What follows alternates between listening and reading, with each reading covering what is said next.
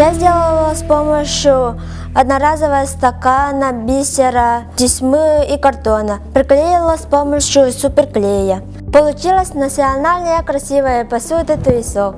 Я еще сделала ключницу с помощью дерева, камней и веток. Называется «Свидание». Здравствуйте! Я сделал пуфик-барашек из пластиковых бутылок. Пластиковые бутылки обернули скотчем, упаковали картоном, сшили искусственным мехом. Здесь замочек для стирания и хвостик. Я смастерила эту сумку из старых джинсовых тканей.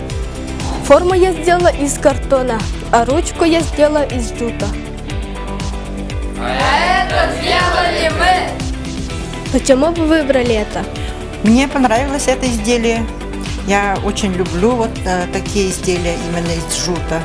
Чего вы пожелаете ребятам? Я желаю ребятам успехов в бизнесе, много новых идей. Ребята очень творческие, молодцы. Я могу только их хвалить. Сейчас очень актуально вот детям именно быть финансово грамотными и воплощать свои идеи в жизнь.